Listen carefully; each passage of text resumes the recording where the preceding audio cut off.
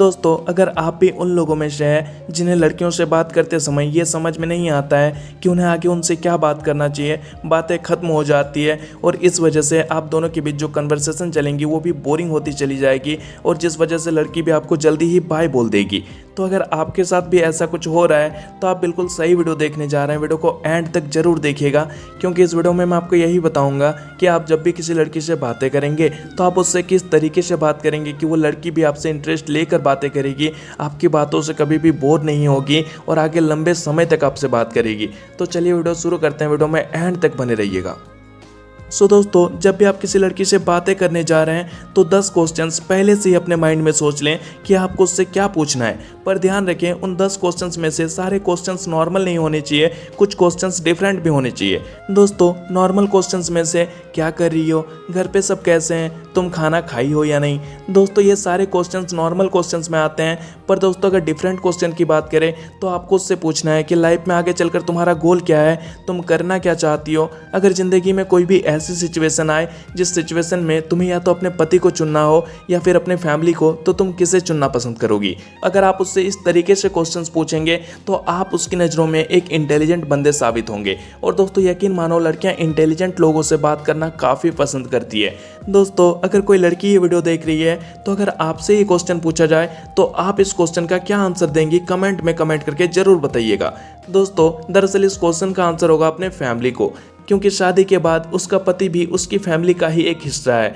तो अगर वो अपने फैमिली को चुनती है तो उसमें वो अपने पति को भी चुन लेती है। तो दोस्तों, जब भी आप किसी लड़की से बातें करेंगे तो सबसे पहले आपको 10 क्वेश्चंस अपने माइंड में पहले से ही सोच लेना है कि आपको उससे क्या पूछना है। पर दोस्तों, आप ध्यान रखें, सारे क्वेश्चंस आपको एक साथ ही नहीं पूछने हैं, बल्कि एक एक करके पूछने हैं। और दोस्तों, जब भी आप उससे पहला क्वेश्चन पूछेंगे तो वो जो भी आंसर करेगी उस आंसर के बदौलत आपको 2-3 क्वेश्चंस और पूछने हैं ताकि कन्वर्सेशन लंबा हो सके।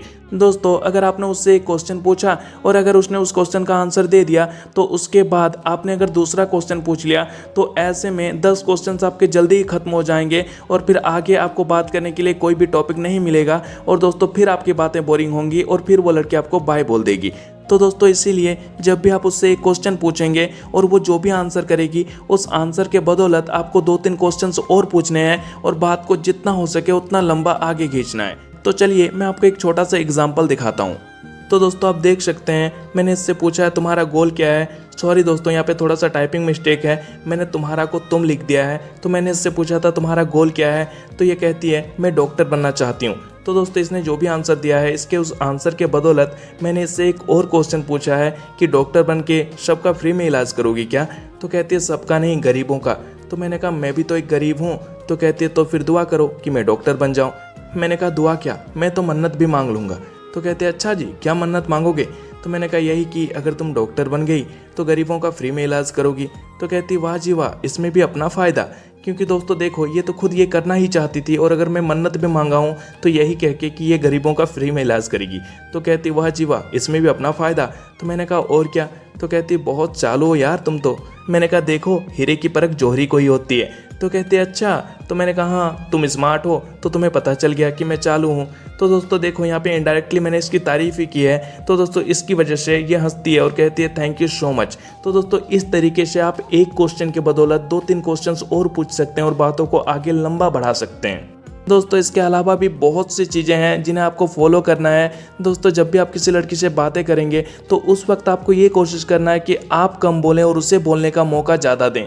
दोस्तों, अगर आप ही ज़्यादा बोलेंगे तो ऐसे में वो आपसे बोर हो जाएगी और वो आपसे ज़्यादा लंबे टाइम तक बात नहीं करना चाहेगी। पर दोस्तों, अगर आप उसे बोलने का मौका देंगे, अगर आप उसे सुनेंगे तो उसे सुनाना बहुत ज़्यादा पसंद आएगा एंड वो अपने बारे में सुनाएगी। और दोस्तों, वो जो भी कहेगी अगर उस चीज़ के बारे में आप भी उससे डिस्कस करने लगेंगे तो फिर वो आपसे इंटरेस्ट ले लेकर बातें करेगी। दोस्तों, इसके अलावा जब भी वो आपसे कुछ कहेगी तो उस वक्त आपको उसकी बातों को ध्यान देकर सुनना है। ऐसा नहीं कि आपका ध्यान कहीं और है और आप उसे सुन रहे हैं। दोस्तों, जब भी वो आपसे कुछ कहेगी तो आपको पूरा ध्यान देकर सुनना है, क्योंकि दोस्तों अगर आप ध्यान देकर नहीं सुनेंगे तो फिर वो आपको सुनाना भी पसंद नहीं करेगी और ना ही वो आपसे बात करना पसंद करेगी। तो दोस्तों, अगर आप चाहते हैं कि वो आपसे लंबे समय तक बात करे तो आपको कोशिश करना है कि आप कम बोलें, उसे ज़्यादा सुनने की कोशिश करें। और दोस्तों, जब भी आप उसे सुनेंगे तो ध्यान देकर सुनें। दोस्तों इसके अलावा मैं आपको एक और बात बता दूं कि दोस्तों अगर कोई लड़की आपसे बात करती है तो दोस्तों आपको कभी भी उससे बात करने के लिए रिक्वेस्ट नहीं करनी चाहिए। वो आपको जितना समय दे रही है आपको उतना ही समय लेना चाहिए। ऐसा नहीं कि आप उससे रिक्वेस्ट कर रहे हैं कि प्लीज़ यार थोड़ी देर और बात कर लो ना, थोड़ी देर, इतनी जल्दी क्यों भाई बोल रही हो। दोस्तों आपको ये हरकतें बिल्कुल नहीं करनी है, क्योंकि दोस्तों अगर आप ऐसी हरकतें करेंगे तो फिर तो उसका भाव ऑटोमेटिकली बढ़ जाएगा एंड दोस्तों वो आपको फिर और ज़्यादा इग्नोर करने लगेगी। सो दोस्तों आपको कभी भी रिक्वेस्ट नहीं करनी है उससे बात करने के लिए। दोस्तों वो आपको जितना टाइम दे आप उतने में ही खुश रहने की कोशिश करें। जब आप उसके दिल में अपने लिए जगह बना लोगे तो फिर वो आपको ऑटोमेटिकली टाइम देने लग जाएगी। दोस्तों अगर आप उससे ज़्यादा रिक्वेस्ट करेंगे बात करने के लिए तो एक सिचुएशन ऐसा आएगा जब दोस्तों आप उसे व्हाट्सएप पे मैसेज तो करेंगे पर वो आपके मैसेज का लेट रिप्लाई करेगी, और वो भी जब रिप्लाई करेगी तो वो रिप्लाई करने के साथ ही ऑफलाइन हो जाएगी, ये सोच करके अगर ये बंदा ऑनलाइन आ गया तो फिर ये मुझे अभी बहुत पकाएगा। सो दोस्तों आपको कभी भी किसी से ज़्यादा रिक्वेस्ट नहीं करनी चाहिए बात करने के लिए। आपको जितना टाइम मिलता है उतने में ही खुश रहना है, क्योंकि दोस्तों अगर आप ज़्यादा रिक्वेस्ट करेंगे तो फिर उसकी नज़रों में आपकी खुद की वैल्यू सी कम होगी। दोस्तों ये वीडियो यहीं ख़त्म हो चुका है, तो अगर आप लोग चाहें तो आप वीडियो छोड़कर जा भी सकते हैं, पर दोस्तों मैं आपको कुछ इंपॉर्टेंट बातें बताने जा रहा हूँ, तो अगर आप लोग चाहें तो आप लोग मेरे साथ रुक भी सकते हैं। दोस्तों हमारे लाइफ में प्यार बहुत इंपॉर्टेंट है, पर दोस्तों आपको हमेशा एक बात याद रखनी है कि प्यार की वजह से कभी भी आपको दो लोगों को हर्ट नहीं करना चाहिए, एक तो अपनी फैमिली और दूसरा अपना करियर। दोस्तों मैं आपको ये सारी चीज़ें बताता हूँ कि आप रिलेशनशिप में कैसे आ सकते हैं, किसी लड़की को कैसे इंप्रेस कर सकते हैं, पर दोस्तों मैं आपको बता दूँ मैंने कभी भी अपने करियर को पीछे नहीं छोड़ा है। दोस्तों हर वक्त मैंने इन सब चीज़ों के साथ साथ अपने करियर को भी बैलेंस किया है। दोस्तों मैंने 12th के बाद ग्रेजुएशन की है एंड दोस्तों उसके बाद अब मैं MBA या फिर B.Ed करने जा रहा हूँ। तो दोस्तों आगे मैं अपने करियर को साथ में लेकर चलूँगा। तो दोस्तों आप लोगों से भी बस यही रिक्वेस्ट है कि आप लोग प्यार के चक्कर में अपने करियर को कभी भी पीछे ना छोड़ें, वरना एक दिन आपको पछतावा होगा कि दोस्तों आपने ऐसा क्यों किया।